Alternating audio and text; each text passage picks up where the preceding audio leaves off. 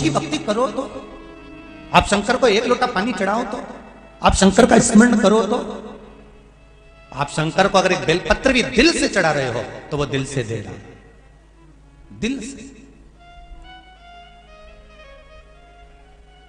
एक बहन ने तो पत्र में लिखा है, गुरुजी एक बार मैं शिव मंदिर में किसी कार्य के लिए गई थी और वो कार्य बहुत जरूरी था और आपने कहा था कि मंदिर की बेलपत्र उठाकर मंदिर में शिव जी को चढ़ा देना। मंदिर गई तो बेलपत्र नहीं थी, घर से बेलपत्र ढूंढती ढूंढती गई तो बेलपत्र नहीं थी। आपने कहा था गुरुदेव अगर बेलपत्र नीवी मिले तो अपने हाथ की ये 3 उंगली शंकर जी के शिवलिंग पर स्पर्श करा देना और शिव जी को कह देना कि बेलपत्र चढ़ा रही हूं, स्वीकार कर लेना। मैंने केवल उंगली लगाकर बाबा से विनती करी और गुरुदेव मेरा वो कार्य 24 घंटे के अंदर पूर्ण हो गया। केवल उंगली का स्पर्श मात्र करना।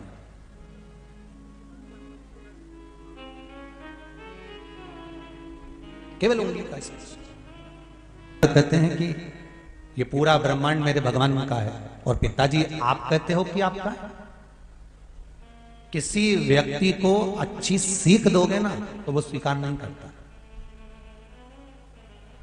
अश्वत्थामा ने रात के समय उल्लू को देख लिया था और उल्लू ने कौवे के बच्चे को मार दिया था, तो अश्वत्थामा ने रात्रि को सोते हुए पांडवों के पुत्र को मार दिया था। केवल उल्लू को देखकर उसे ज्ञान आ गया था कि रात को उल्लू कौवे के बच्चे को मार रहा है, तो अश्वत्थामा पांडवों के पुत्र को मारने पहुंच गया था। विचार करिए जरा, इतना बड़ा विद्वान अश्वत्थामा जिनकी विद्वत्ता की कई कई कई लीलाएं हैं और वो अश्वत्थामा एक उल्लू को देखकर बुद्धि बिगाड़ लेता है। एक उल्लू को देखकर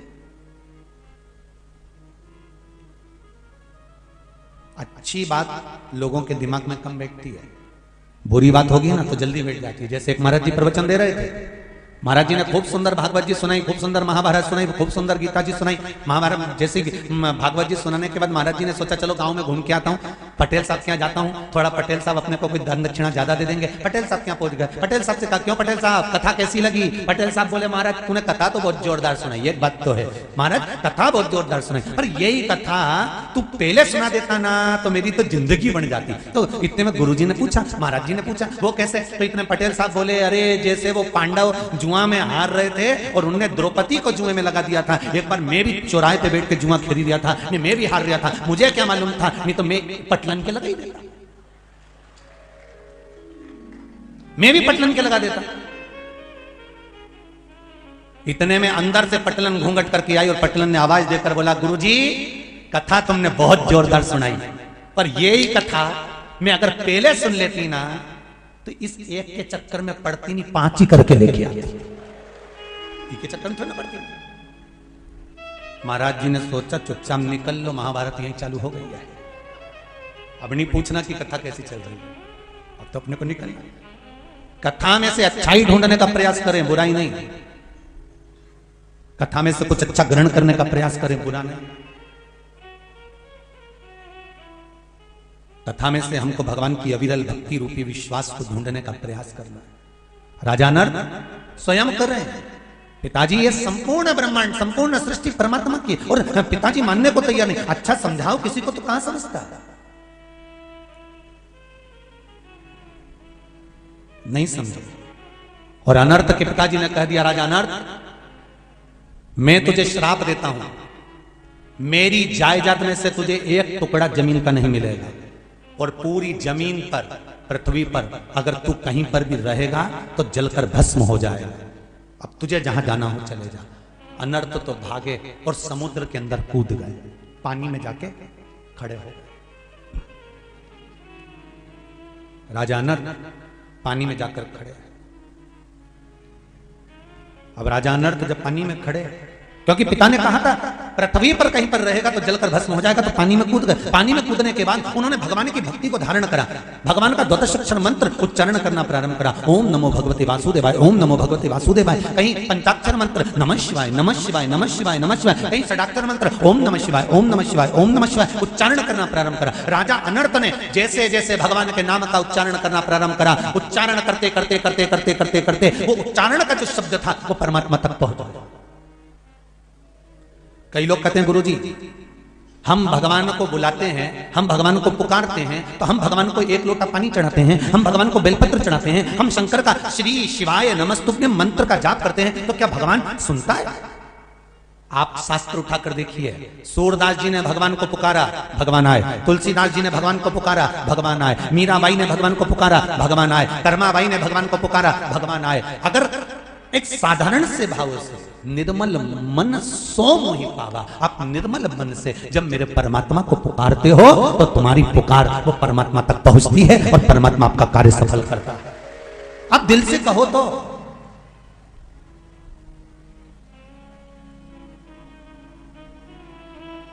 आप दिल से भगवान को पुकारो तो जब आप दिल से पुकारोगे तो वो दिल से सुनेगा।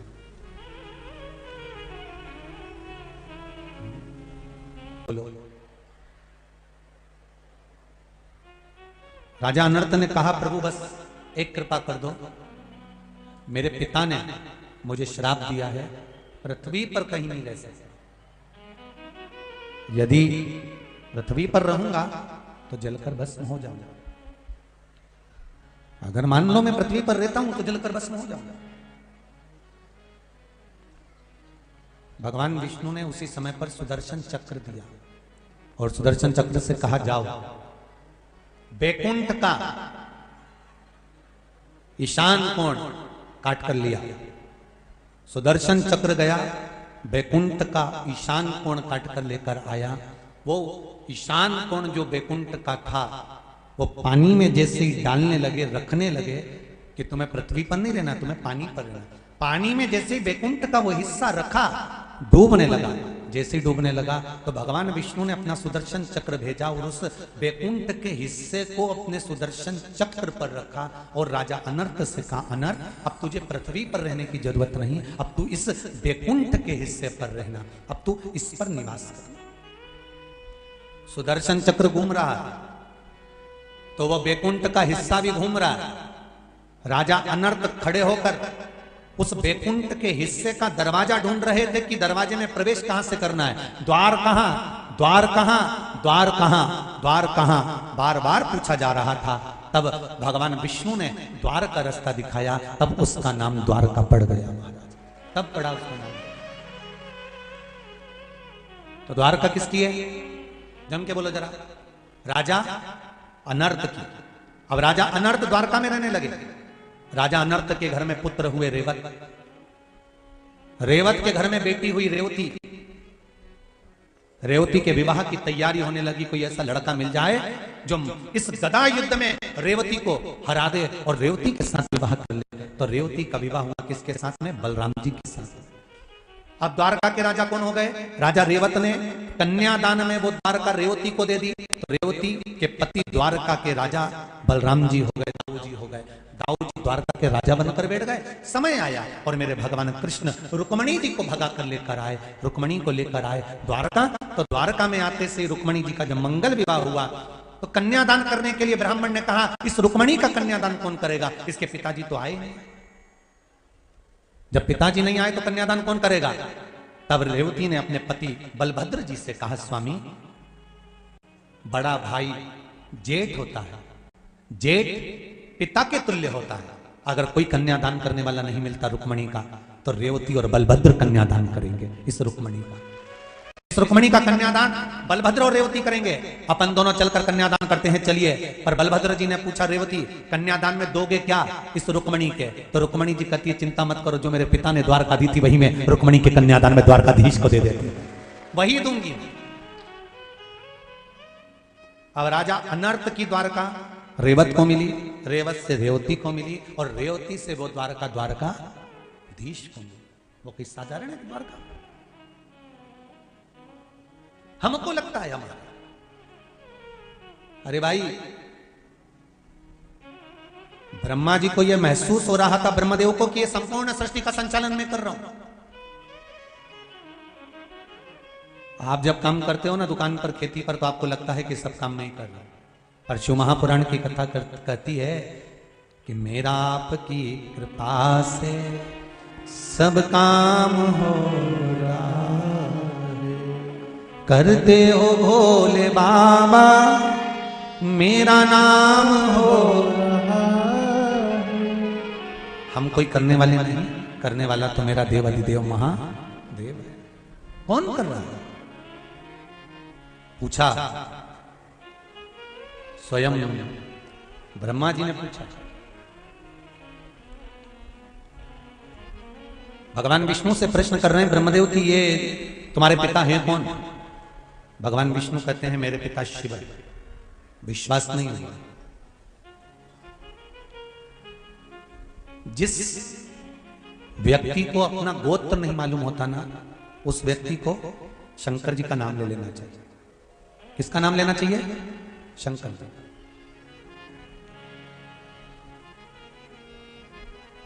गोत्र का कितना झंझट है जरा समझ लेना। जरा श्रीमद् भागवत में आता है। भागवत जी सुनिए आप सबने। धुंधकारी का चरित्र आता है कि धुंधकारी के लिए गौकर्ण ने तर्पणादि क्रिया करी, पिंडदान करा, गया जी का पिंड दिया, गया जी में श्राद्ध करा, ब्रह्म कपाली करी। गौकर्ण ने अपने भाई धुंधकारी के लिए कितना कितना प्रयास करा। उसके बाद भी धुंधकारी को मुक्ति मिली क्या? जम के तो बोलो, मोक्ष मिला था? नहीं, मुक्ति नहीं मिली उसको। तो गोकर्ण के मन में प्रश्न उत्पन्न हो गया। गोकर्ण ने कहा मैंने इसके लिए पिंडदान करा, मैंने इसके लिए तर्पण करा, मैंने इसके लिए तिलांजलि दी, मैंने इसके लिए सारा गया जी में जाकर पिंड दिया, मैंने ब्रह्म कपाली भी इसके लिए करी, फिर इसकी मुक्ति क्यों नहीं हुई? कारण क्या है? क्या गया जी से किसी की मुक्ति नहीं होती? क्या ब्रह्म कपाली से किसी की मुक्ति नहीं होती? क्या पिंडदान से किसी की मुक्ति नहीं होती? क्या तिलांजलि देने से किसी की मुक्ति नहीं होती? आखिर इसको मुक्ति क्यों नहीं मिली? इसका मोक्ष क्यों नहीं होता? सूर्य नारायण भगवान ने कहा अरे ओ गोकर्ण, तेरे भाई को मुक्ति क्यों नहीं मिली? उसका एक कारण है। तेरा भाई आत्मदेव की संतान नहीं है।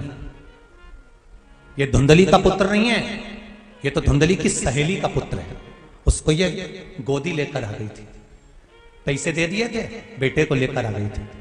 अब इसको नाम मिल गया पिताजी का आत्मदेव, माता का नाम मिल गया धुंधली, गोत्र भी मिल गया आत्मदेव का, पर सही में औलाद किसकी है? सहेली की। जिस समय पर इसका पिंड दिया जा रहा था, जिस समय पर इसका तर्पण किया जा रहा था, जिस समय पर इसकी तिलांजलि दी जा रही थी, गया जी में जब आप पिंड दान कर रहे थे, तर्पण कर रहे थे, तिलांजलि दे रहे थे, ब्रह्म कपाली में आप तर्पण कर रहे हो, तिलांजलि दे रहे हो, उज्जैनी में आप तर्पण कर रहे हो, तिलांजलि दे रहे हो, उस समय पर इसका गोत्र बोला जाता है। तुमने गोत्र कौन का बोला? आत्मदेव का। नाम किसका लिया? पिताजी में आत्मदेव का। माता का नाम क्या लिया? धुंधली का। पर इसके असली गोत्र को तुम नहीं बोल पाए, इसलिए ये तर नहीं पाया, इसलिए ये प्रेत योनि में पड़ गया, ये भटक रहा, ये तर नहीं पाया।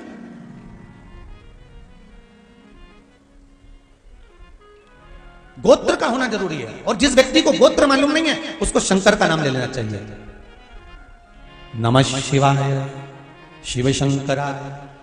अब शिव का नाम श्री शिवाय नमस्तुभ्यं, श्री शिवाय नमस्तुभ्यं। जब गोत्र नहीं मालूम तो शिव का नाम ले। मेरी माताओं से दो चीजें कहना चाहूंगा, पुरुषों से भी कहना चाहूंगा कि दो बातें अपनी जिंदगी में उतार कर रखना। जिंदगी में कभी धोखा नहीं खा सकते अगर दो चीजें आपने अपनी जिंदगी में उतार ली। एक, गौ माता को अपने घर से एक रोटी देना चालू कर दीजिए, जिंदगी में कभी धोखा नहीं खाओगे। जिंदगी में कभी धोखा नहीं खाओगे, बस गौ माता को एक रोटी देना चालू कर दो। और दूसरा, स्नान करते समय या भोजन करते समय या तीर्थ में क्षिप्रा, नर्मदा, गंगा, सरयू, सरस्वती, मंदाकिनी, जितनी भी नदियां पवित्र हैं, इसमें जब स्नान करो या घर पर स्नान करो, उस समय पर गंगे हर या नर्मदे हर, ये दो कहना चालू कर दो, कभी धोखा नहीं खाओ। दो चीजें अपने जीवन में धारण कर लीजिए। पहले नंबर का क्या? बोलो, जम के बोलो जरा। गौ माता को रोटी। और दूसरे नंबर का नर्मदे हर या फिर गंगे हर, हर हर गंगे या नर्मदे करो। क्या होता है नर्मदा हर कहने से, हर हर गंगे कहने से होगा क्या? नर्मदा पुराण 8वां अध्याय, कभी मौका मिले तो पढ़कर देखना। कल्याण का गीता प्रेस गोरखपुर कल्याण का गंगा अंक, भागीरथी गंगा अंक कभी पढ़कर देखें, उसमें दोनों का वर्णन लिखा हुआ है।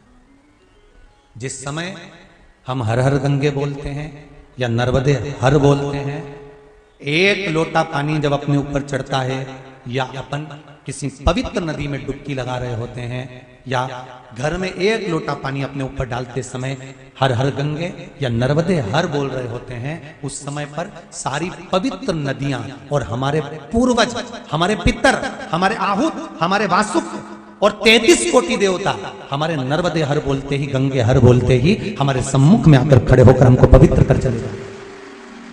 केवल 2 चीजें धारण कर लीजिए,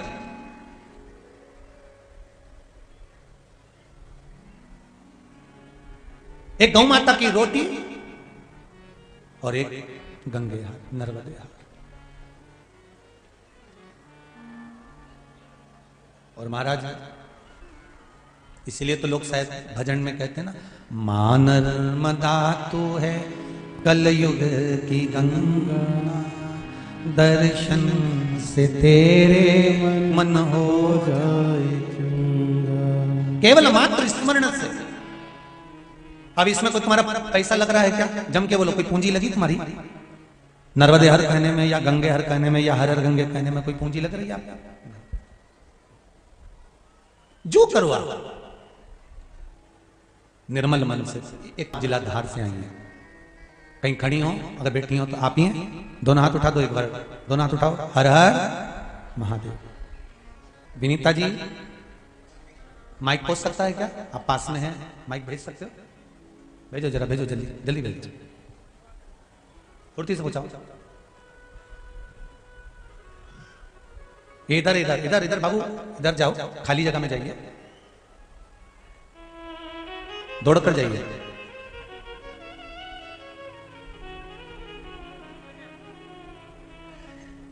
हाँ ले जाओ दौड़ के बेटा। विनीता जी नामदेव, सिंगाना, मनावर जिला धार से आई हैं।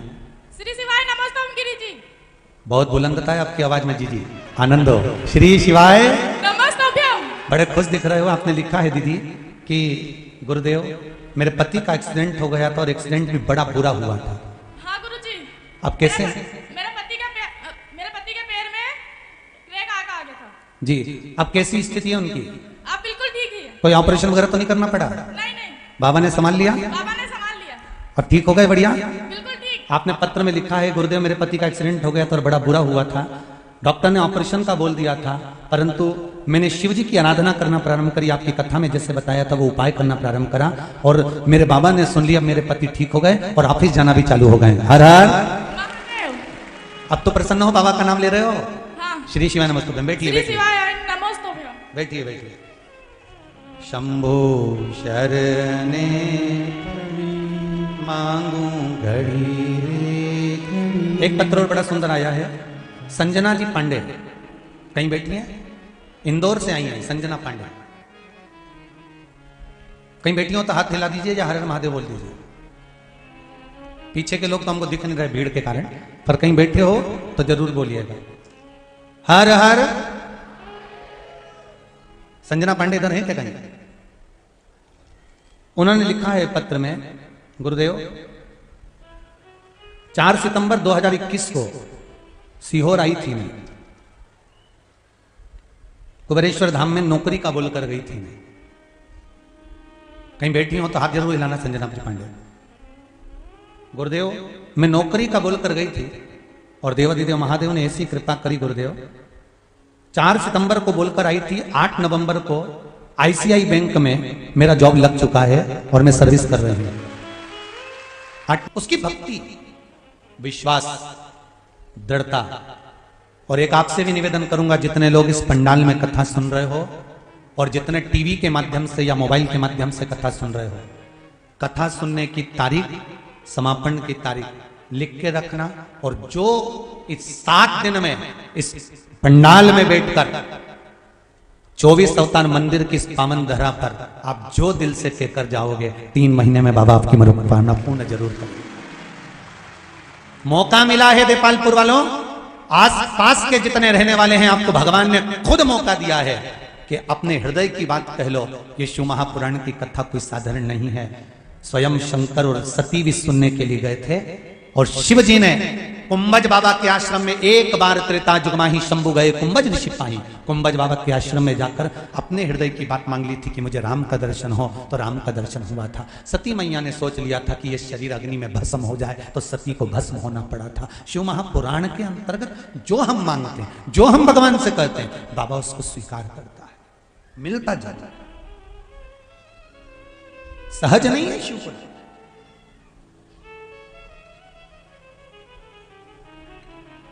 शंकर की कृपा सहज नहीं है। महाराज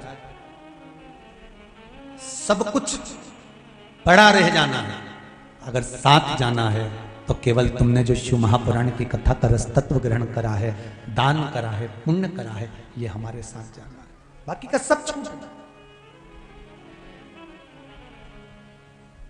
थोड़ा सा कष्ट आएगा ना, थोड़ी सी बीमारी आएगी ना, थोड़ा सा रोग आएगा ना, थोड़ी सी तकलीफ तुम्हारी जिंदगी में आकर खड़ी होगी, सबसे पहले साथ तुम्हारे रिश्तेदार छोड़ेंगे, सबसे पहले साथ तुम्हारे अपने छोड़ेंगे, सबसे पहले साथ तुम्हारे अपने छोड़कर जाएंगे, और आखिरी में जब कोई साथ नहीं आएगा तब वो देवादिदेव महादेव तुम्हारे सामने खड़ा मिलेगा, तब वो शिव सामने खड़ा मिलेगा। मेरा शंकर जब डॉक्टर भी हार जाते हैं, हाथ छोड़ देते हैं, तब डॉक्टर भी कहते हैं अब उसके हाथ में है। मतलब डॉक्टर को भी मालूम है कि एक डॉक्टर और ऊपर बैठा हुआ है जिसने गणेश जी का माथा जोड़ दिया, प्लास्टिक सर्जरी करने में नंबर बने। ससुर को बकरे का मुंह लगा देता है, बेटे को हाथी का मुंह लगा देता है, और मनुष्य के धड़ पर हाथी का मुख और बकरे का मुख लगाकर जोड़कर भी उनको जिंदा कर सकता है, तो वो देवादिदेव महादेव, वो महामृत्युंजय ही हो सकता है, कोई दूसरा नहीं हो सकता। अकाल मृत्यु वो मरे जो काम करे चंडाल का, और काल उसका क्या बिगाड़े जो भक्त हो महाकाल का। जो शिव का उपासक हो उसका क्या बिगड़ना। सब मतलब के यार हमने देख लिया, सारे मतलब के। भगवान विष्णु, भगवान ब्रह्मा, गोत्र नहीं मालूम, शिव नाम ले लो। कुछ नहीं जानते, हम पढ़े नहीं, हम लिखे नहीं, हमको कुछ नहीं आता, हम तो अनपढ़ हैं, पर एक चीज तो जानते हैं, क्या? श्री शिवाय नमस्तु। हम कुछ नहीं जानते, बस एक मंत्र जानते हैं जो शिव महापुराण की विद्येश्वर संहिता में पूर्ण रूप से वेदव्यास जी ने लिख दिया। और वेदव्यास जी ने यह भी लिख दिया कि इस मंत्र का उच्चारण करने वाला शंकर को सामने प्रकट कर सकता है, शिव की शरणागति जा सकता है, मात्र इस मंत्र का उच्चारण करने वाला। शिव महापुराण के विद्येश्वर संहिता में लिख दिया। करो भजन।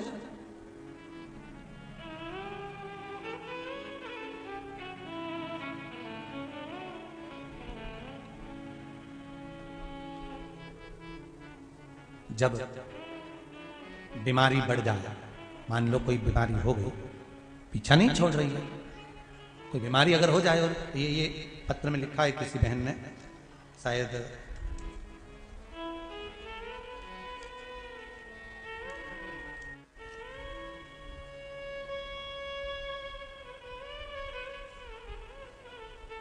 मंजू शर्मा, पीपलिया, बाजपुर, उत्तराखंड से आई हैं यहां पर कथा सुनने के लिए।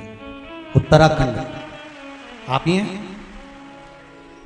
दोनों हाथ उठाकर बोल दो एक बार, हर हर महादेव। दीदी, आपने पत्र में लिखा है, गुरुजी मैं उत्तराखंड से आई हूं, पीपलिया, बाजपुर, उत्तराखंड से। अपने पति विनोद शर्मा के साथ आई हूं। आपके पति भी आए हुए हैं? कहां बैठे हैं, जरा वो भी खड़े हो जाएं। विनोद जी, आप ही का नाम है जी? हर हर महादेव। विनोद जी और मंजू जी, देपालपुर की इस पावन धरा में आप इतनी दूर से पधारे, आपका स्वागत, वंदन, अभिनंदन है। उत्तराखंड से आए हैं गुरुदेव हम लोग। टीवी पर कथा सुनते थे, रिजर्वेशन भी हुआ था, 2 मार्च को हमको वहां आना था रुद्राक्षोत्सव में, पर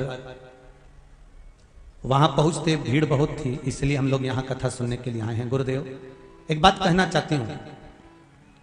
पत्र में लिखा है दीदी आपने, मेरा बेटा बहुत बीमार रहता था, इलाज करवा करवा कर थक गए थे, ये पत्र में आप लिख रहे हैं।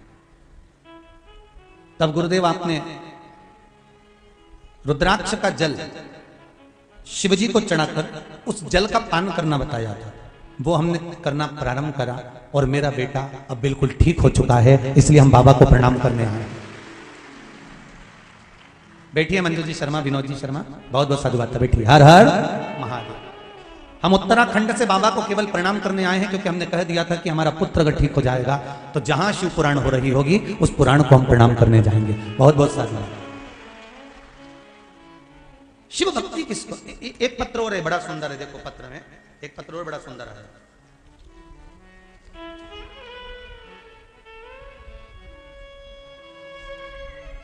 श्रीमती नीलिमा मुकेश जी खंडेलवाल, कहीं बैठी हो तो हाथ उठाइएगा। श्रीमती नीलिमा मुकेश जी खंडेलवाल, इंदौर। इन्होंने पत्र में लिखा है, गुरुदेव इंदौर में कथा हुई थी, मेंदोला जी कराए थे, तब हम कथा में पहुंचे थे, पर भीड़ ज्यादा होने के कारणवश हम परदेसीपुरा के रहने वाले हैं, पर ज्यादा होने के कारणवश वहां प्रवेश नहीं कर पाए थे। मैंने सुना था कि कथा में कंकर शंकर होता है, इसलिए मैं वहां से उस कनकेश्वरी ग्राउंड से एक कंकर लेकर आ गई थी अपने मकान के निर्माण के लिए। और गुरुदेव आज मैं वही कंकर इस पावन धरा पर छोड़ने के लिए आई हूं, क्योंकि मेरे मकान का निर्माण कार्य प्रारंभ हो गया और बाबा ने मकान बनाना चालू कर दिया। श्रीमती नीलिमा मुकेश जी खंडेलवाल, कहीं बैठे हो तो हाथ उठा सकते हैं। हर हर महादेव। शिव कृपा किसको कहते हैं? शंकर का अनुमोदन किसको कहते हैं? जब कथा पूरी हो जाती है ना, लोग चले जाते हैं, कथा जब 7 दिन की पूर्ण हो जाती है तब लोगों को समझ में आता है कि पास में गंगा बहकर निकल गई और हम 2 क्षण के लिए नहीं जा पाए। तब जब आखिरी में पछतावा होता है, जब चिड़िया खेत चुनकर चली जाती है। स्वयं शिव है शिव महापुराण, आपका विश्वास है शिव महापुराण, भरोसा है शिव महापुराण। एक बहुत सुंदर भाव, मान लो कोई बीमारी पकड़ कर रख ली, जैसे शरीर में कोई गांठ हो गई या लीवर या किडनी किसी भी तरह से आपको तकलीफ दे रही है, डॉक्टर बोल रहा है कि डायलिसिस करना पड़ेगा, या डॉक्टर बोल रहा है कि ये जांच के लिए जाएगी और हो सकता है कि इसमें कैंसर निकल सकता है या ये प्रॉब्लम हो सकती है, तब एक काम करना प्रारंभ कर, कुशोदक जल शिव जी को चढ़ाना प्रारंभ कर। एक जल के पात्र में कुश डालना। क्या डालना है? कुश, कुशा जो होती है उसका कुशा डाल दीजिए और उस कुशे को वापस निकाल लीजिए। 10 मिनट 20 मिनट तक उस जल के अंदर कुश पड़ा होना चाहिए। वो कुशा वापस निकालने के बाद में जिस व्यक्ति को रोग है और रोग का इलाज लग नहीं रहा हो या तकलीफ आ रही हो, तो कुशोदक जो जल होता है वो शिव जी को श्री शिवाय नमस्तुभ्यम बोलकर समर्पित करना चाहिए। उसी का आधा चम्मच से भी आधा चम्मच भाग लेकर आ जाओ, थोड़ा सा शरीर पर छीटा, थोड़ा सा आचमन उस कुशोदक जल का करना प्रारंभ कर दीजिए। बाबा चाहेगा शरीर ठीक होना प्रारंभ हो जाए।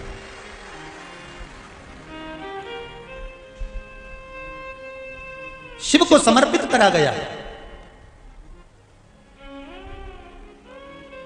कुश का जल भगवान शंकर को जब समर्पित किया जाता है तो केवल शिव के लिए नहीं रहता, वो जल हमारे पूर्वजों के लिए भी रहता है। उसका लाभ हमारे पूर्वज ही हमें प्रदान करते हैं, केवल शिव के लिए नहीं। पहले की कथाओं में कहा है जब हम शंकर भगवान को जल चढ़ाते हैं तो उसके हिस्से हो जाते हैं। वो जल के हिस्से शिव को चढ़ाते से हो जाते हैं। 33 कोटि देवता में चले जाते हैं, गणेश जी का चले जाता है, पितरों का चले जाता है, भोलेनाथ जी का चले जाता है, वास्तु को चले जाता है, आहु दोष में जाता है। ये हमारा एक लोटा पानी जो हमने शंकर भगवान को चढ़ाया उसके हिस्से अपने आप भगवान शंकर उसी समय पर कर देते हैं और हमारे जीवों को तृप्त कर देते हैं। भगवान ब्रह्मा ने भगवान विष्णु से कहा तुम्हारे पिता कौन है? भगवान विष्णु कहते मेरे पिता देवादिदेव महादेव है। तब भगवान ब्रह्मा को विश्वास नहीं हुआ तो उन्होंने कहा मैं तुम्हारे पिताजी का दर्शन करना चाहता हूं, और एक पर्वत को घुमाना प्रारंभ करा। ऐसा पर्वत घुमाया, ऐसा घुमाया कि उसमें से अग्नि का एक खंभ प्रकट हो गया और ऐसा लिंगायत आकृति प्रकट हो गई, और उस लिंगायत आकृति में से आवाज आई कि हे नारायण, हे ब्रह्मा, मैं ही आप सबकी उत्पत्ति का कारण, मैंने ही भगवान विष्णु को प्रकट करा है और भगवान विष्णु ने ब्रह्मा तुमको प्रकट करा।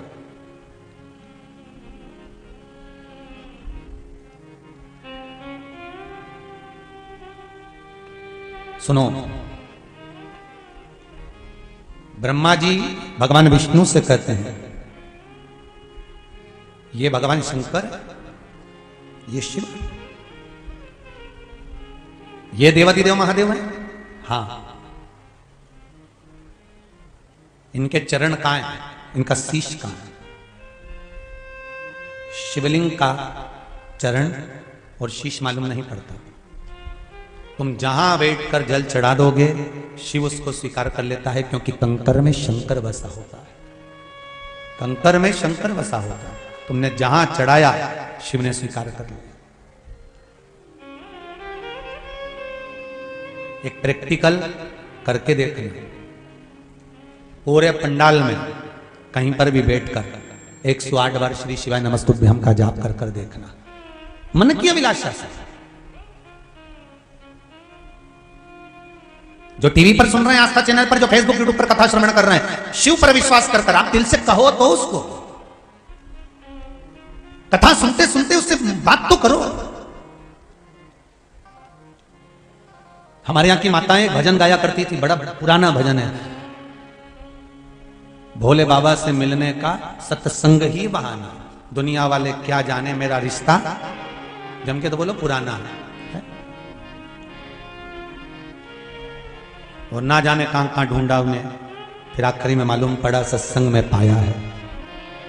भगवान को ढूंढने के लिए किसी तीर्थ में जाने की जरूरत नहीं है, भगवान को ढूंढने के लिए किसी नदी के तट पर जाने की जरूरत नहीं है, भगवान को ढूंढने के लिए किसी दूसरी जगह जाने की जरूरत नहीं है। क्योंकि शिव महापुराण में माता पार्वती जी ने शंकर भगवान से कहा था, भोलेनाथ एक बात बताओ, दुनिया के लोग आपको ढूंढते हैं, आप कहां छुपे होते हो? शंकर भगवान ने कहा, पार्वती मैंने छुपने का सबसे अच्छी जगह ढूंढ के रखी है। जब बच्चे चुप छुपैया खेलते ना तो वो अलग अलग जाकर छुपते हैं, कहीं पलंग के नीचे छुपेंगे, अलमारी के पीछे छुपेंगे, कहीं बैलगाड़ी के पीछे छुपेंगे, कहीं कहीं जाकर छुपेंगे, कहीं घास में जाकर छुपेंगे। भगवान शंकर से पूछा गया कि प्रभु आप भक्तों से जाकर कहां छुपते हो? तो भगवान पार्वती जी बोलती है, कैलाश पे जाकर छुपते हो, शमशान में जाकर छुपते हो, मंदिर में जाकर छुपते हो, गंगा जी के जल में जाकर छुपते हो, कि नर्मदा जी के जल में जाकर छुपते हो, कि किसी वन में जाकर छुपते हो? शंकर भगवान बोले, ये सब छुपने की जगह नहीं है, मैं ऐसी जगह छुपता हूं जहां भक्त मुझे कभी नहीं ढूंढ सकता। तो पार्वती जी ने पूछा, वो स्थान कौन सा है? शंकर भगवान कहते हैं, मैं भक्त के हृदय में जाकर छुपता हूं, क्योंकि वो सब दूर टटोलेगा और अपने भीतर झांक कर नहीं देखेगा। सारी दुनिया में हम भगवान को ढूंढ रहे हैं पर अपने भीतर नहीं ढूंढ पा रहे। सारा जमाना हमको गलत नजर आता है, अपने आप को छोड़कर बस अकेले तुम ही अच्छे पैदा हुए हो, बाकी के सब गलत पैदा हुए। और हमेशा एक ही बात लोग कहते, जमाना खराब है। अरे भाई, नीले कलर का चश्मा लगाओगे तो सब, जम के तो बोलो, नीले नजर आएंगे। पीले कलर का लगाओगे तो सब पीले नजर आएंगे। लाल कलर का चश्मा लगाओगे सब लाल नजर आएंगे। काले कलर का चश्मा लगाओगे सब काले नजर आएंगे। जैसी तुम्हारी दृष्टि होगी सृष्टि वैसी नजर आएगी। जिससे मिलो एक ही बात कहता, जमाना बड़ा खराब है। मतलब तूने चश्मा खराब लगा कर रखा है इसलिए सब खराब नजर आ रहे हैं। जिस दिन तो अच्छा लगा लेगा संपूर्ण सृष्टि नजर आएगी अच्छी। अच्छा तो लगाओ आंखों में, अच्छा ही देखना चालू करो। जमाना बड़ा खराब है। और जो बोलता है ना जमाना बड़ा खराब है, हम उनसे पूछ लेते ये बता कब अच्छा था, वो बताते सतयुग में अच्छा था, हिरण्यकशिपु पैदा हुआ था जो अपने बेटे तक को नहीं छोड़ा। त्रेता में अच्छा था, रावण जैसा पैदा हुआ, विभीषण को लात मार के भगा दिया। द्वापर अच्छा था, कंस जैसा पैदा हुआ, दूध पिलाने मौसी आ गई। पूतना कौन सा अच्छा था? जमाना खराब है। जमाना खराब नहीं है, हमारे भीतर के विचार खराब है, हमारी दृष्टि खराब है, हमारी सोच खराब है। हमें अगर अच्छा देखना है ना तो अपने आप को अच्छा बनाना पड़ेगा। सर्वे भवन्तु सुखिनः। हमको कुछ बुरा दिखेंगे, स्वयं भगवान कृष्ण ने युधिष्ठिर से कहा जाओ संसार में से कोई बुरा व्यक्ति ढूंढ कर लेके आ, और दुर्योधन से कहा कोई अच्छा व्यक्ति ढूंढ कर लेके आ। दुर्योधन को अच्छा नहीं मिला, युधिष्ठिर को बुरा नहीं मिला, क्योंकि युधिष्ठिर सब में अच्छा ही ढूंढ लेता था और दुर्योधन सब में बुरा ही ढूंढ लेता था।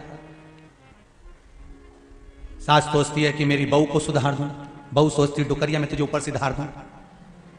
सुधरे कौन? कौन सुधरता? इसलिए फिर निवेदन है कि हमें देख लिया संसार, हमने देख लिया सब मतलब के यार, हमने देख लिया। कितने मतलबी लोग संसार में कितना मतलब भरा हुआ है साहब।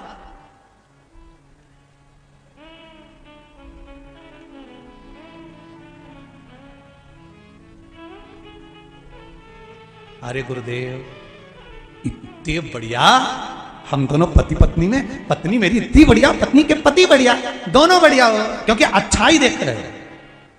बहन कहती मेरा भाई अच्छा है, भाई कहता मेरा बहन अच्छी, मतलब अच्छा ही देख रहे हो। सुबह से उठे, पड़ोसन ने झाड़ू लगा के कचरा तुम्हारे दरवाजे पे पटक दिया, सुबह से भगोने जैसा तुम्हारा मुंडा हो गया। क्या करना? उसने कचरा पटका है ना तुम्हारे दरवाजे पर, सवेरे सवेरे कचरा दरवाजे पे पटका है ना, समझ लो उसने अपने दरवाजे की लक्ष्मी बटोर के तेरे दरवाजे पे लाके डाल दी। इससे बढ़कर प्रशंसा और क्या होना चाहिए? तो उस कचरे में भी अच्छा ही देखना। व्यापार अच्छा चल रहा था, बंद हो गया, टेंशन में आ गए। परसों के दिन हमारे मामा जी आए थे, दुकान पे बैठे थे, उनकी मामी जी जो है ना वो एसी है, कुछ ना कुछ कर ही होगा, इसलिए दुकान बंद हो गई। क्या करा था? बाद में एक नींबू मिला था हमारी दुकान में से, फिर बस वो दुकान में नींबू मिला, उस दिन से हमारी दुकान चलना बंद हो गई। अरे तुम्हारी दुकान पे नींबू डाला, कहीं का आ जाए और हमारे यहाँ लाके डाल के जाए कि हम एक नींबू पटक के आए तो हम दरवाजे पे लिख दें कम से कम एक साथ 12 नींबू पटको हम अचार डालेंगे। क्या दिक्कत है इसमें? किसी के करने से कभी कोई बुरा नहीं हो सकता। अगर किसी के करने से बुरा होता तो सबसे पहले लोग मोदी के पीछे पड़े रहते और उसका बुरा कर देते। किसी के बुरा करने से अगर बुरा होता तो वो टाटा बिरला, वो अंबानी, जिनकी बड़ी बड़ी फैक्ट्रियां चल रही है, अगर छूमंतर करने वाला होता, टोना टोटका करने वाला होता तो सबसे पहले इनको ही निपटाता। और ये तो चकाचक रह रहे हैं, तुम्हारे यहां कुछ भी नहीं और बुरा तुम्हारा ही करेगा। ऐसे ऐसे भेरू पैदा हो गए, ऐसे कोई किसी का बुरा नहीं कर सकता। शिव महापुराण की कथा कह रही है, शंकर भगवान कहते हैं मृत्यु लोक में कंकर में शंकर है, एक एक भूमि के कण कण में शिव समाया है। जब स्वयं शंकर कंकर में बैठा हुआ है तो दुनिया में किसी की सामर्थ्यता नहीं कि कोई बुरा कर दे। तुम तो बेहतरीन, अगर कोई तुम्हारा बुरा भी करे ना तो चेहरे पे स्माइल रखो, खजूर वाली चोटी करके खूब जूड़ा बांध के चकाचक चल चल। आग लगे बस्ती में, अपन रहो मस्ती में। क्या किसको रोइए, चादर तान के सोइए। किसी के चक्कर में मत पड़ना, नहीं तो लोग तुरंत तुमको पगला बनाने में नंबर 1 बैठे रहेंगे। न नारियल ने दाना लेके अगरबत्ती लेके पहुंच जाओगे और घूमता घूमता व्यक्ति यूं बोलेगा तेरे ही घर का है, और जैसे ही तुम उसके आगे उसने एक बार तेरे ही घर का है। मतलब इसको समझ में आ गया कि मेरी 4 दिन पहले जेठानी से लड़ाई हुई थी, उसने कुछ करवाया, अब जेठानी से मुंह फुला के फिर रहे। अरे क्यों? देवी देवता कभी किसी का घर नहीं तोड़ते साहब। देवता कभी नहीं कहते कि तेरे घर वालों ने करा है। देवता तो ये कहते हैं हमने दोष देखा वास्तु में, पत्रिका में दोष देखा, वास्तु में दोष देखा, पाइप बदल लिए, घर बदल लिए, पत्रिका बदल ली, अंगूठी बदल ली, सब कुछ बदल लिया। सारी दुनिया में पितृ दोष देखा, वास्तु दोष देखा, काल सर्प दोष देखा, पर एक दोष नहीं देख पाए कि अपने भीतर क्या दोष है। वो दोष अपना देखो ना कि हम कैसे हैं। हम दुनिया को सुधारने चले, अपना दोष नहीं देख पाते। इसलिए निवेदन है, हरियो जी जियो देपालपुर वालियों,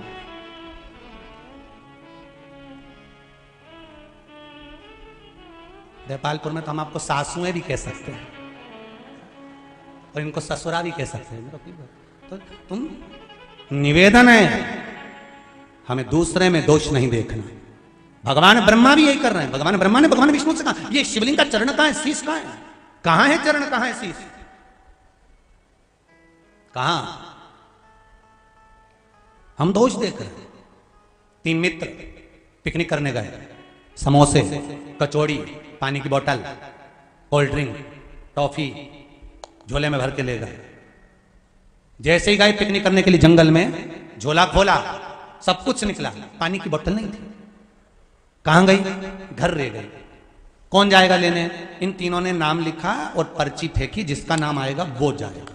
नाम की पर्ची फेंकी, एक का नाम आया, वो बोतल लेने के लिए उसको भेजा, तू जा बोतल लेने, जब तक हम समोसा, कचौड़ी, इमरती, जलेबी, भजिया, पकौड़ा कुछ नहीं खाएंगे जब तक तू नहीं आएगा। और उसको भेज दिया। वो गया, आधा घंटा हो गया नहीं आया, 1 घंटा हो गया नहीं आया, 1.5 घंटा हो गया नहीं आया, 2 घंटे हो गए नहीं आया, इन दोनों ने विचार करा, उसकी मम्मी पापा ने कहीं काम पे लगा दिया होगा, चलो कचौड़ी समोसा निकालो और खाने की तैयारी करो। इनने कचौड़ी समोसा निकाला और निकाल के दोनों ने समोसा लिया और मुंह में ले जाने ही वाले थे, इतनी देर में वो पेड़ के पीछे से आ गया और आते से बोला, मुझे पहले ही मालूम था कि तुम दोनों खा जाओगे, इसलिए मैं गया ही नहीं। वो वहीं खड़ा, वो तो इंतजार में था ये खाए और मैं बाहर आऊं। बस हम भी वैसे हैं, उसी की तरह हम दूसरे पर दोष देते हैं, हम अपना दोष नहीं देखते। मत बुरे कर्म कर बंदे वरना पछताएगा, भगवान की आंखों से तू बच नहीं पाएगा, तू बच नहीं पाएगा। अरे ओ अज्ञानी मत करना, बड़ा कठिन है अपना दोष देखना। जमाना खराब है, बहुत खराब है। अविरल भक्ति को धारण करिए। कहां है शिवलिंग के चरण और शीश? जाओ इस शिवलिंग के चरण और शीश का पता करते हैं। भगवान ब्रह्मदेव ने कहा मैं सिर ढूंढने जाता हूं, भगवान शंकर का तुम चरण ढूंढने के लिए जाओ। शंकर का मंदिर पूरे भूमंडल पर, पृथ्वी पर जहां शिवलिंग रखा हो, जहां शिवलिंग रखा होता है वो मंदिर नहीं होता, वो शिवालय होता है। शिवालय का मतलब होता है शिवालय में पट नहीं होता, शंकर के हृदय में कपट नहीं होता, और शंकर के ऊपर जल चढ़ाने वाले को कभी खटपट नहीं होता। इतना याद रखना। 3 चीजें, शिव मंदिर में पट नहीं, शंकर के हृदय में कपट नहीं, और शंकर के भगत के जीवन में कभी खटपट नहीं। आपके गांव में भी कई शिव मंदिर खेतों पे हमने किसान भाइयों के देखा है, जो किसान लोग रहते हैं उनका जो खेत रहता है, खेत में कहीं ओटला बना होता है, ओटले पर नर्मदेश्वर शिवलिंग बैठा रहता है, शंकर जी बैठे आराम से खुले में। अच्छा, कई लोगों के मन में आता है खुले में भगवान को रख दिया।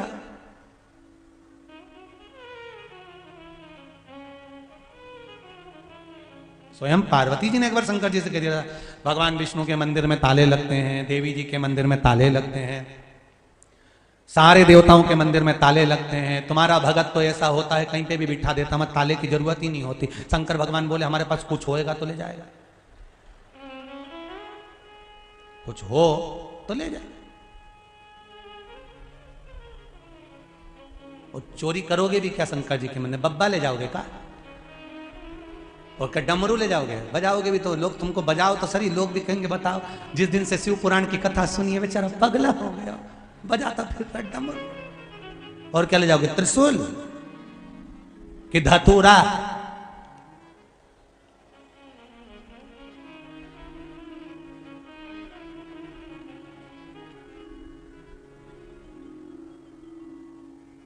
अरे भाई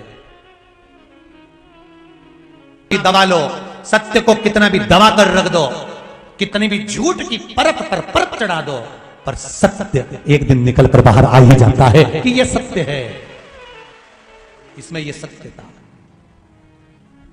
भगवान विष्णु ने कह दिया, मेरे को भगवान शिव के चरण नहीं मिले, आपको सिर मिला? हाँ, ना मानो तो केतकी के फूल से पूछो। केतकी के फूल को भगवान विष्णु ने हाथ में लिया, क्यों रे केतकी ये बता, क्या ब्रह्मा जी को शंकर भगवान का शीश मिला? केतकी के फूल ने कह दिया हाँ, शिवलिंग में से आकाशवाणी हो गई, ये केतकी का फूल झूठ बोल रहा है। भगवान शंकर ने कहा सुन केतकी के फूल, सारे देवताओं पर तू चढ़ेगा, पर तूने मेरे मंदिर में मेरे सामने झूठ बोला है, शंकर पर कभी नहीं चढ़ेगा। और अगर भूल से भी कोई केतकी का फूल शंकर पर चढ़ा देगा तो 1000 गौ हत्या के बराबर दोष लग जाएगा। मैं तुझे श्राप देता हूं। सारे देवताओं पर केतकी का फूल चढ़ सकता है, पर शिव पर नहीं चढ़ सकता। ब्रह्मा जी ने कहा अगर विश्वास नहीं हो तो गौ माता से पूछ लो। भगवान विष्णु ने पूछा गौ माता आप तो सत्य की मूर्त हो मां, आपको लोग मां कहते हैं मां, बोलो क्या ब्रह्मा जी को शंकर भगवान का सिर मिला है? गौ माता ने कहा हाँ, ब्रह्मा जी को सिर मिला है। आकाशवाणी फिर हो गई शिवलिंग में से, ये गौ माता झूठ बोल रही है। गौ माता, शिव कहते हैं गौ माता तू जगत की मां है और तू झूठ बोल रही है। ए गौ माता, मैं शंभु शंकर कैलाश अधिपति शिव तुझे श्राप देता हूं, तेरा पूरा शरीर पूजा जाएगा और तेरा मुख अपूज्य माना जाएगा। गौ माता तूने मुख से झूठ बोला है और गाय माता ने एक बार झूठ नहीं बोला, 2 बार बोला। ये तो कथा हो गई ना जाने कितने सतयुग पहले की। और एक कथा आती है त्रेता की, जब राम जी वन गए, फाल्गु नदी के तट पर राम जी भिक्षा मांगने गए। सीता जी ने ब्राह्मण को बुलाकर पिंडदान करवाया। तब एक भाग पिंड का गौमाता को दिया। जब राम जी आए और सीता जी से कहा ये लो अन्न का भाग और जाओ पिंड बना कर लाओ, सीता जी कहती है पिंडदान तो मैंने कर दिया। कहां कर दिया पूछ लो। ब्राह्मण से पूछा, बोले ब्राह्मण देवता पिंडदान करा कि नहीं करा। सीता जी के सामने ब्राह्मण ने झूठ बोल दिया। ब्राह्मण देवता कहते हैं प्रभु माता जानकी ने कोई पिंडदान नहीं करा। सीता जी की आंख से आंसू झलक गए। कहा ए ब्राह्मण देव, आपने पिंडदान करवाया है, आप झूठ बोलते हो। मैं आपको श्राप देती हूं ब्राह्मण देवता, तुम कितना भी जोड़ लेना तुम्हारे यहां हमेशा कमी पड़ेगी। और ब्राह्मण कितना भी जोड़े उसकी हमेशा कमी पड़ती है। ये सीता जी का श्राप था। दूसरा, गौ माता, आप तो सत्य बोलो। गौ माता ने सोचा बालू रेत का पिंड बना कर दिया था फाल्गु नदी की, क्या मेरा पेट भराएगा, क्या मेरा पेट भराएगा। और फाल्गु नदी की रेत मैंने खाई है, कौन पेट भरेगा। गौ माता ने झूठ कह दिया। सीता जी ने कोई पिंडदान नहीं किया। सीता जी ने श्राप दे दिया गौ माता।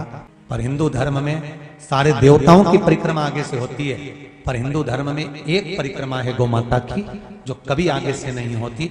गाय की पूंछ से चालू होकर पूंछ पे ही विराम होती है, क्योंकि इसने झूठ बोला था।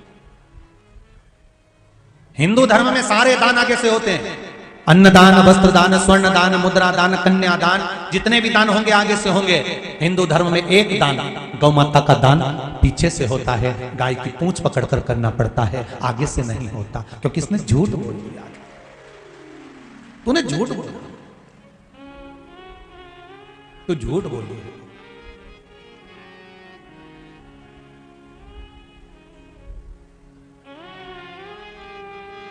शिव,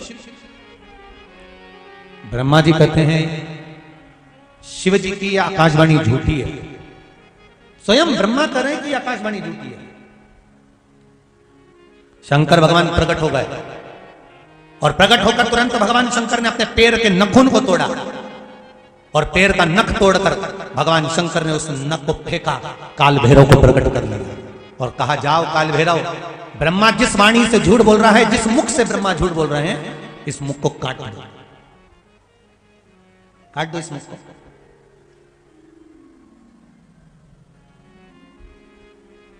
शीश कटा ब्रह्मा का, क्योंकि झूठ बोल रहे थे। शंकर भगवान की प्रियता एक ही चीज में है, उनको सत्य प्रिय है। आप शिव को कुछ दें ना दें, आप शंकर भगवान को कुछ प्रदान करें ना करें, और शिव को देना है तो सत्य जरूर दीजिए। शिव को सत्य दो। सत्यम शिवम सुंदर, शिव को सत्य दीजिए। सत्य जब मिलेगा तो शिव मिलेंगे, और शिव मिलेंगे तो जीवन सुंदर हो जाएगा अपने आप। आपके जीवन की सुंदरता अपने आप प्रकट हो जाएगी अपने आप। देखो एक पत्र में किसी ने लिखा है,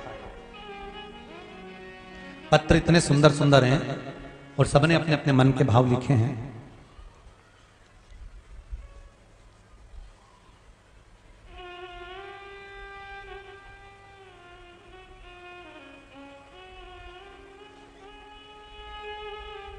तमन्ना ओसवाल, गांव आत्यायना देपालपुर की हैं, कहीं बैठी हैं। उन्होंने लिखा है, गुरुजी भाई की शादी नहीं हो रही थी, बहुत कोशिश करी गई। कहीं बैठी हो तो हाथ उठा सकती हैं। आप ही हैं? दोनों हाथ उठाओ जरा। हर हर महादेव। आपने लिखा है तमन्ना जी ओसवाल, गांव आत्यायना देपालपुर। आपने लिखा है बहन कि भाई की शादी नहीं हो रही थी गुरुदेव, सब जगह से हार चुके थे, तब पशुपति व्रत करवाया और व्रत का चौथा ही दिन था कि मेरे भाई की सगाई हो गई और उसकी शादी हो रही है। महाराज बहुत बहुत साधुवाद बहन, बैठ जाइए। हर हर महादेव। एक पत्र इस लिफाफे में रख के भेजा था किसी बहन ने। विनीता रावलिया सनावदिया से हैं, कहीं बैठी हो तो हाथ उठा सकती हैं। कहीं पर बैठी हो तो हाथ उठाएं। कहा है गुरुदेव,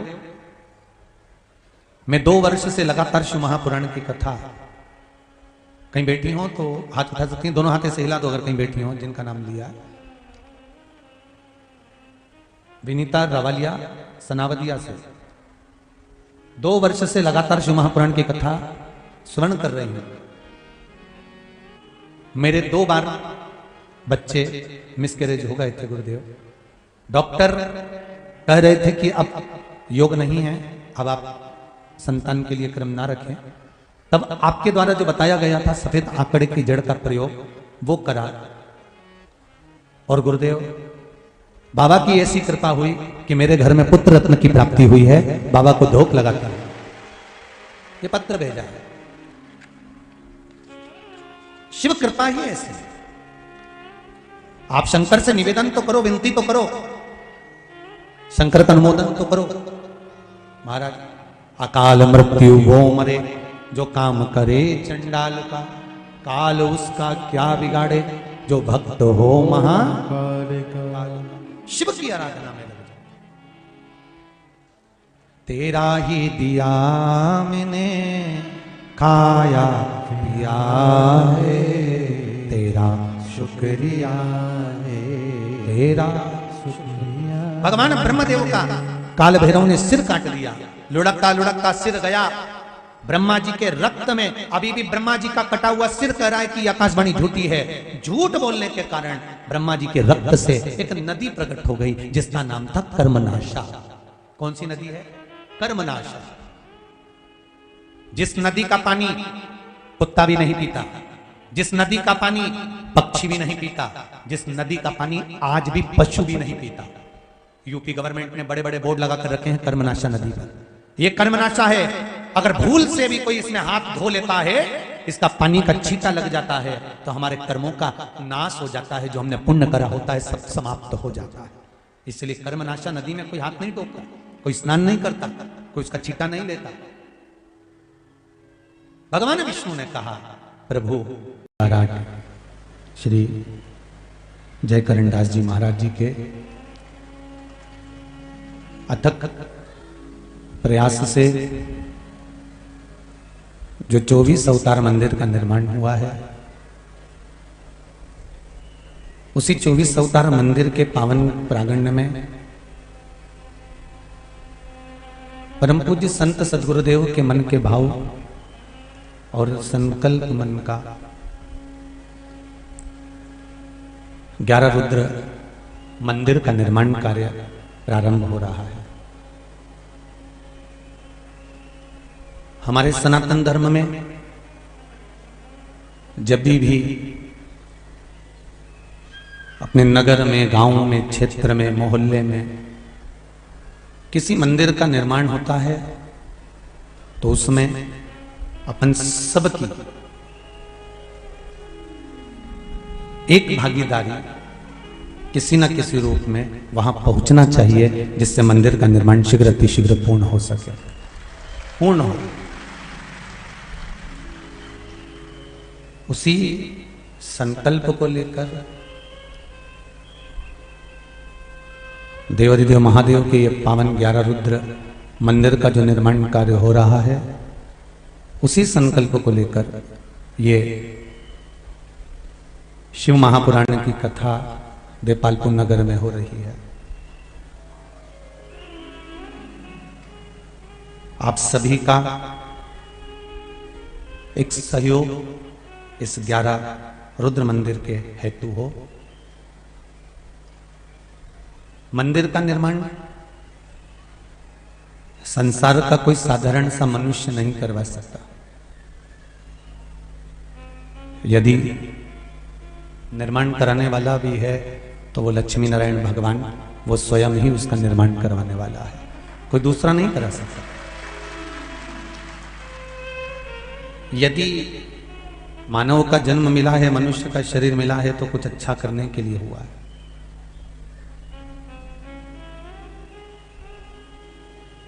एक वृक्ष को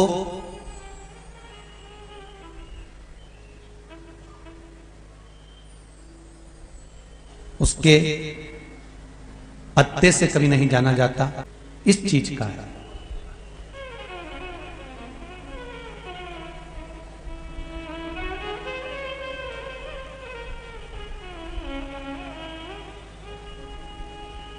उसको पहचानने का कोई पत्ते की मूलता से उसको पहचान नहीं सकते, उसको पहचानने की मूलता होती है उसका फल और उसकी जड़।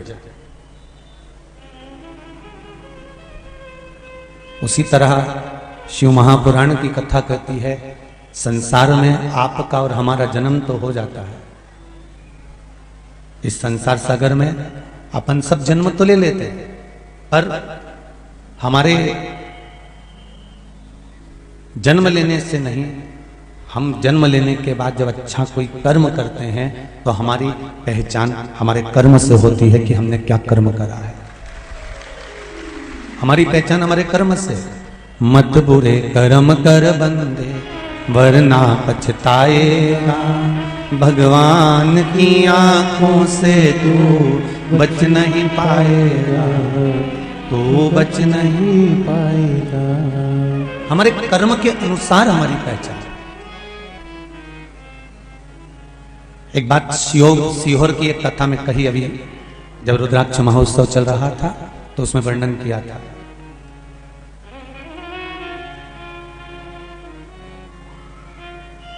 कथा में कहा था, व्यक्ति बनकर हम पैदा हुए हैं, पर व्यक्ति बनकर हमको जाना नहीं है, हमें व्यक्तित्ववान बनकर जाना है, कुछ अच्छा कर कर जाना है, जिससे संसार में दुनिया के लोग कभी हमारे जीवन में हमारा नाम ले सके। हमें केवल व्यक्ति बनकर नहीं मरना।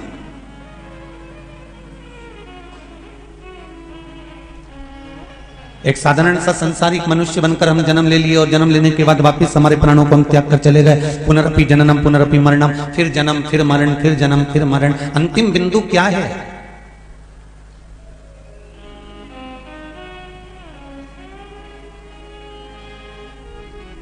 धर्म के लिए, अच्छे कर्म के लिए, सत्कर्म के लिए, भगवत भजन के लिए, भगवत स्मरण के लिए, भगवत चर्चा के लिए, भगवान की अविरल भक्ति के लिए कभी कभी हमको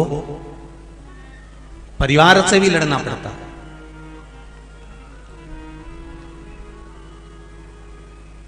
कभी कभी हमको अपने परिवार की ओर भी, उनके भी सम्मुख में खड़े होना पड़ता है कि मैं सत्कर्म कर रहा हूं तो आपको तकलीफ क्या है, मैं भजन करूं तो आपको तकलीफ क्या है, मैं स्मरण करूं तो आपको तकलीफ क्या है। द्वारका कौन कौन गया है? जरा हाथ उठाओ। जो द्वारकाधीश का दर्शन करने कभी द्वारका जी गए हो वो हाथ उठा लो जरा। बहुत सारे लोग गए हैं। होया है सब द्वारका? द्वारका किसकी थी? कौन बैठा है वहां पे द्वारका में? जम के तो बोलो। द्वारका में कौन बैठा है? द्वारकाधीश। तो द्वारका क्या राजा द्वारकाधीश की थी?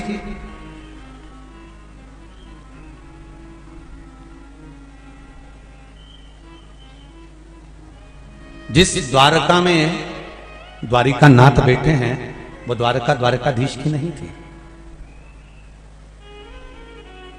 जिस घर में तुम रह रहे हो क्या वो तुम्हारा है? अरे जम के तो बोलो जीजियों, तुम्हारा है? नहीं। किसका था? दादा ससुर का। दादा ससुर को किसने दिया था? उनके पिताजी ने। उनको किसने दिया? उनके पिताजी ने। पिताजी पिताजी देते देते देते देते देते तब तुम्हारे ससुर के पास आया। ससुर के पास से फिर वो तुम्हारे पति के पास आए। पति से फिर वो तुम्हारे पुत्र के पास आए। पुत्र से फिर वो उसके पुत्र के पास आई। तो मकान तुम्हारा है क्या? जमीन तुम्हारी है?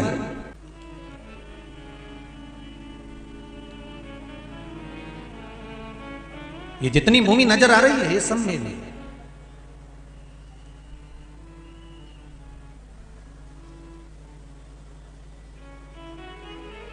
ये जितनी जमीन नजर आ रही है ये सब मेरी है।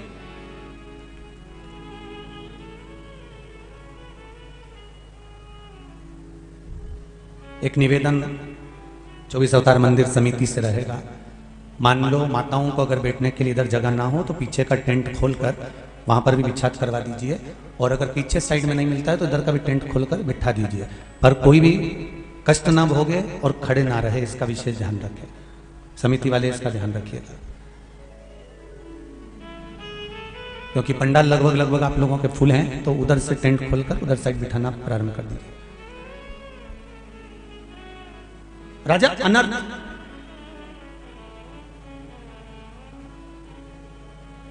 और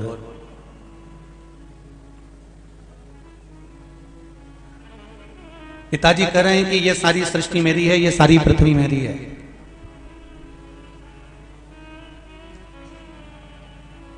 यहां पर सब दूर मेरा राज्य है। होता है कभी कभी हमारे मन में भी अहंकार उत्पन्न हो जाता है। कई बार माताएं कह देती है, वो तो मैं जिंदा हूं ना इसलिए घर चल रहा है, जिस दिन मैं मर गई ना आटे दाल का भाव मालूम पड़ जाएगा। तो जो डोकरी बोले नहीं उससे कह दे आधे घंटा मरी जा। जो बोले ना कि मैं जिंदा हूं तब तक घर चल रहा है और मैं मर गई तो आटे दाल का मालूम पड़ जाए, तो इससे कहते आधा घंटा तो मरी जा। होता है। एक सेठ जी हमेशा कहते थे कि मेरे बिना कुछ भी अच्छा नहीं है, वो तो मैं कर रहा हूं तो सब हो रहा है, वो तो मैं संभाल रहा हूं तो हो रहा है, वो तो मैं कर रहा हूं तो हो रहा है। एक दिन सेठ जी, अगर मेरा परिवार मुझे बहुत चाहता है, मेरे परिवार के लोग मुझे बहुत चाहते हैं, मैं मर गया ना तो मेरे पीछे पूरा परिवार मर जाएगा। मेरे घर के लोग मुझे इतना चाहते कि मैं मर गया तो मेरे परिवार के लोग मर जाएंगे। इतने में एक गुरु जी आ गए और गुरु जी ने कहा, क्या सेठ जी तुम कहते हो कि मैं मर गया तो पूरा परिवार मर जाएगा, मैं मर गया तो पूरा परिवार मर जाएगा, मेरे को देखना है कि तुम्हारे मरने के बाद तुम्हारा परिवार मरता है कि नहीं मरता। इतने में सेठ जी बोले, क्या महाराज फालतू की बात करते हो, मैं क्या को मरूंगा भैया। गुरुजी ने कहा, हमको तो केवल देखना है कि तुम्हारे मरने के बाद तुम्हारा परिवार तुम्हारे मरते हैं कि नहीं मरता। नहीं, मैं अभी काय को मरूं। गुरुजी ने कहा, बस केवल एक काम करो कि एक लोटा पानी दे रहा हूं, पानी पीते पीते थोड़ा सा लुढ़क जा, लुढ़कोगे और जैसे ही लुढ़कोगे तो बस थोड़ी देर के लिए आधा घंटा तुम सांस रोककर बस पड़ी जा, तुम्हारा श्वास रोक लेना और तुम पड़ी जाना। इसके बाद सब मैं देख लूंगा कि घर के लोग कितने तुम्हारे पीछे मर रहे हैं। इतने में सेठ जी बोले, अगर मैं मर गया, मेरी पत्नी रो रो के मर जाएगी, मेरा बेटा मर जाएगा, मेरी बहू मर जाएगी, मेरा पोता मर जाएगा। इतने में गुरु जी बोले, मुझे वही तो देखना है कितने मर रहे हैं, तुम लुढ़को तो सही। अब सेठ जी लुढ़कने को तैयार नहीं, सेठ जी लुढ़क नहीं रहे। आखिरी में गुरु जी ने खूब कहा, तब उसने पानी का लोटा पिया और गुरुजी से सेठ जी बोले, अगर मेरे परिवार को कुछ हो गया तो गुरुजी बोले, वो मेरी गारंटी, तो लुढ़क। और सेठ जी जो पानी पीते पीते लुढ़के और लुढ़कते से ही पत्नी चिल्ला चिल्ला के रोने लगी, बेटा रोने लगा, पोता रोने लगा, पत्नी धाड़ धाड़ के रोने लगी, नई नई डिजाइन में रोने लगी, खूब रोई, खूब रोई, खूब रोई। गुरुजी ने पूछा, सेठानी क्यों रो रही हो, क्या हो गया। सेठानी कहती है, गुरुदेव मेरा पति, मेरा सेठ चले गया, गुरुजी मुझे बताया तक नहीं और चले गया, इतना रोए। इतने में गुरुजी बोले, सेठानी तो दुख मत कर, बिल्कुल मत रो, मेरे पास एक ऐसी बूटी रखी है, तू खाएगी, तू मर जाएगी और तेरा सेठ जिंदा हो जाएगा। इतने में सेठानी रोते रोते बोली, इनकी तो उम्र हो गई थी, रोते रोते इनकी तो उम्र हो गई थी। इतने में सेठ जी को आया गुस्सा और उठने ही वाले थे। इतने में गुरुजी ने चिमटा खोड़ दिया, पड़े रहे चुपचाप पड़े रहे। अभी तो कह रहा था कि मेरे पीछे मेरी पत्नी ने बच्चे सब मर जाएंगे। सेठ जी को लगा, अभी तो कह रही थी कि तुम्हारी तो उम्र दिखती नहीं, और क्या कि इनकी तो उम्र हो गई थी। थोड़ी देर बाद बेटा रो रहा था, गुरुजी ने, सेठ जी ने देखा रो रहा है, गुरुजी ने पूछ लिया, बेटा क्यों रो रहे हो, किससे कितना लेना था। बाप नीचे पड़ा हुआ मन में सोच रहा, बताओ बाप मर गया, उसका गम नहीं, लेनदारी की पहले पड़ गई। इतने में गुरुजी ने कहा, बेटा मेरे पास एक ऐसी बूटी रखी है, तू खाएगा, तू मर जाएगा और तेरा पिता जिंदा हो जाएगा। इतने में बेटा रोते रोते बोला कि पिताजी अभी 3 दिन पहले बोल रहे थे कि सब कुछ अब तुझे संभालना है, इनको आराम से जाने दो गुरुजी, इनको जाने दो।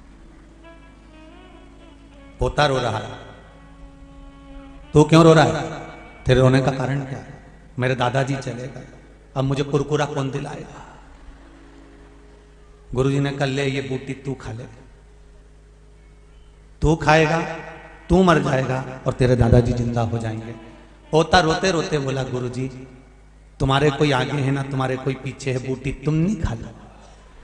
सारे के सारे मिलकर वो बूटी गुरुजी को खिला रहे हैं, परिवार का व्यक्ति नहीं खा रहा।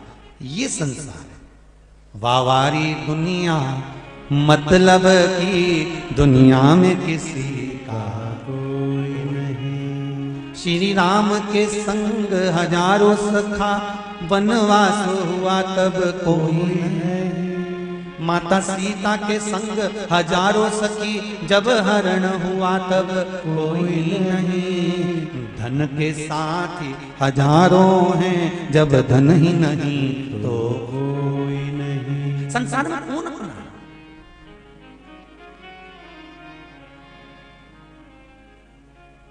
हमें लगता है सब अपने नजर आते हैं, सब अपने नजर आते हैं।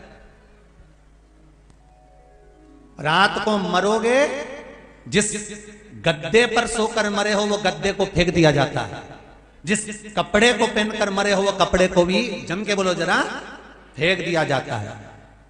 जो तुम्हारी दवाई गोली होगी वो भी, अरे बोलो बोलो जरा अच्छे से बोलो, फेंक दी जाती है। जिस जिस चीज का प्रयोग वो मरने वाले व्यक्ति ने करा वो सब फेंक दिया जाता है। उसकी चादर, उसका कम्बल, उसका गद्दा, उसके कपड़े, उसके सब सामान बाहर पटक दिए जाते हैं। अर्थी तो बाद में जाती है, पहले सामान को ले जाकर बाहर पटक देते हैं। संपूर्ण सामग्री उसके प्रयोग की बाहर फेंक देते हैं। और गले में चेन पड़ी हो तो विचार करो जरा, उसको कोई फेंकेगा? फिर तो धीरे से बहू रोती रोती इतना घूमता करेंगे तो आंसू ढलकाती चेन चेन ढलकाती ढलकाती बोले।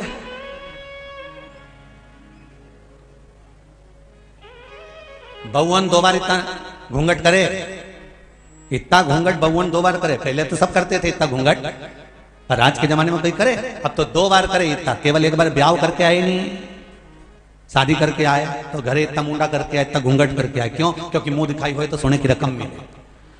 और दूसरी बार इतना घूंघट जब करे जब घर में डोकरा डोकरी मरे, जब घर में कोई बुढ़ा बुढ़ी मरे नहीं तब इतना घूंघट करे। क्यों? क्योंकि आंसुड़ा तो एक आए नहीं, बस डिजाइन में अंदर से चिल्ला आंसू आंसू तो कहीं आए नहीं, बस दो बार इतना घूंघट।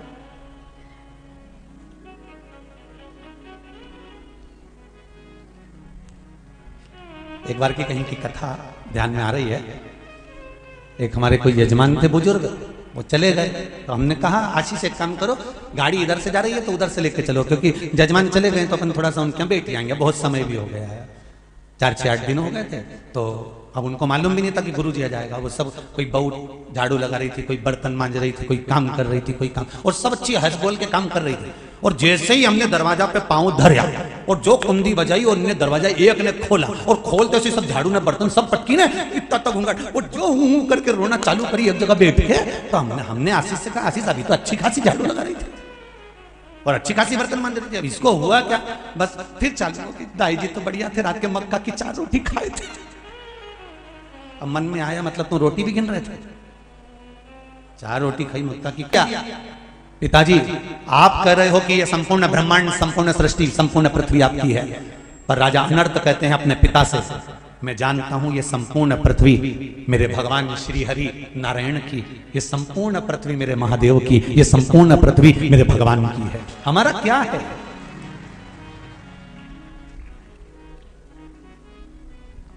अपना क्या है? अरे मुट्ठी बांधे आए जग में, हाथ पसारे जाएगा। एक कहावत में ये बड़ी सुंदर बात कही कि मुट्ठी बांधे आया जग में, हाथ पसारे जाएगा। क्या तू लेकर आया, क्या तू लेकर जाएगा? पर शिव महापुराण की कथा कहती है कि मुट्ठी बांधे आया जग में, हाथ पसारे नहीं जाएगा। जो तूने भजन किया, कीर्तन किया, शिव महापुराण की कथा को श्रवण करा, जो तूने दान करा, पुण्य करा, सत्कर्म करा, ये किसी और के साथ नहीं जाएगा, तेरा करा हुआ तेरे साथ जाएगा। खाली हाथ नहीं जाना है। हमारा पुण्य हमारे साथ,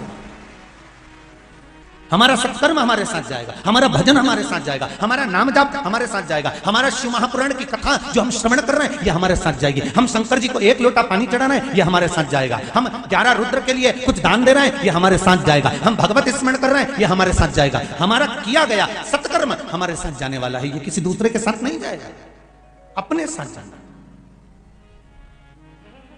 सब कुछ पृथ्वी पर छूट जाता है, जाते समय बस एक ही चीज जाती है, वो आपका सत्कर्म है। आपका सत्कर्म आपके साथ जाएगा।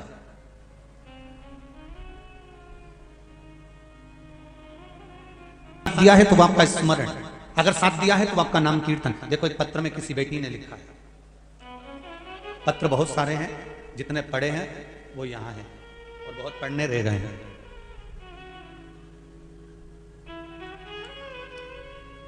सविता मंडलोई धार से हैं, कहीं बैठी हो तो हाथ उठाइएगा। सविता मंडलोई धार से कहीं बैठी दिख रही हो तो हर हर महादेव बोल देना।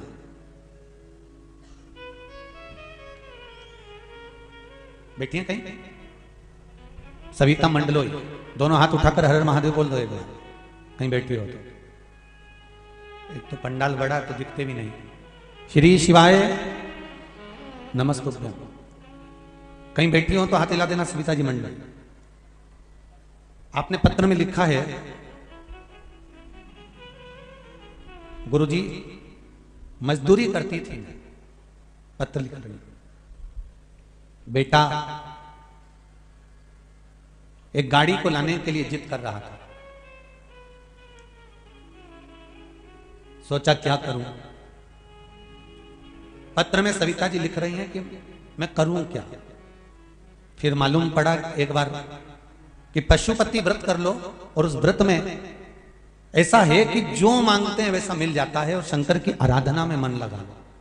सविता जी मंडलोई ने लिखा है, पशुपति व्रत करना प्रारंभ करा गुरुदेव, और बेटा तीसरे व्रत के दिन, दूसरे व्रत के दिन आइसर गाड़ी को लेकर घर पर आ गया। ये शिव की कृपा।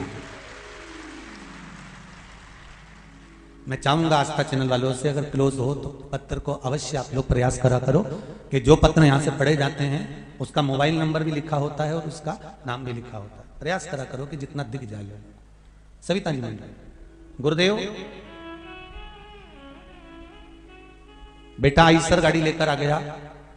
बेटे को मैंने कहा कि इस गाड़ी को कहां चलाएगा, कैसे चलेगी और कैसे पैसा आएगा, तो उठाकर लेके तो आ गया है। तब बेटा अपनी मां से कहता है, मां तूने पशुपति व्रत करा है ना, जब 2 व्रत में वो गाड़ी दे सकता है तो 5 व्रत में ये गाड़ी कहीं पर लगा भी सकता है, इतना विश्वास मुझे शिव पर है। इस पत्र में वो लिख रहा है। और सविता जी मंडलोई कहती हैं, गुरुदेव मैं बाबा भोलेनाथ को कैसे धन्यवाद दूं। 5वां व्रत पूर्ण हुआ था और एक कंपनी से मेरे बेटे के पास खबर आ गई और गाड़ी हमने लगा दी, जिसकी किस्त पूरी भरा रही है और गाड़ी चल रही है। एक वर्णन और लिखा है इसके पीछे, गुरुदेव एक पुरानी सी दुकान थी झोपड़े की, भोलेनाथ जी से मैंने निवेदन करा था और एक जल में चंदन का पानी डालकर शिव जी को समर्पित करा था, जो बेलपत्री के पेड़ के नीचे करना था। पत्र कह रहा, मैंने वो करना प्रारंभ करा। गुरुदेव 4 सोमवार निकले और मेरी वो दुकान अपने आप टूटी और अब वो पक्की बनने के लिए तैयार हो गई है। ये शिव की कृपा। ये पत्र है। शंभु शरणे पड़ी मांगू घड़ी रे घड़ी, दुख काटो दया करी ने दर्शन। शिव कृपा किसको कहता है? एक कंकर और जल का महत्व क्या होता है, ये आपको पितृमोक्ष शिव महापुराण की कथा में कहा था। और इस बहन ने ये कहा की है, सविता परिहार देपालपुर की रहने वाली हूं, कहीं बैठी है सविता जी परिहार देपालपुर, कहीं बैठी हो तो हाथ उठा सकती हैं। इन्होंने पत्र में लिखा है, गुरुदेव मेरी बहन की अचानक तबीयत खराब हो गई थी, जो गोमटगिरी की रहने वाली है, उनको हॉस्पिटल में भर्ती कर दिया गया था। उनके ब्रेन में खून जमने के कारण डॉक्टर ने उनका ऑपरेशन का बोल दिया था। कहीं बैठी हैं क्या? हाथ उठा सकते हैं। डॉक्टर ने उनका ऑपरेशन करने का कहा था। गुरुजी मैं सविता परिहार, मैंने अपनी बहन के लिए पशुपति व्रत करना प्रारंभ करा और डॉक्टर ने जो ऑपरेशन का बोला था, 3रा व्रत पूर्ण हुआ गुरुदेव। उसकी याददाश्त भी आ गई, उसकी वाणी भी खुल गई, उसको सुनाई भी देने लगा और उसका पूरा शरीर काम करने लगा। ये पत्र में लिखा है। शिव कृपा किसको कहते हैं? शंकर की करुणा किसको कहते हैं? लोग कहते हैं शिव भक्ति में है क्या? हम कहते हैं शंकर का गुणगान करो तो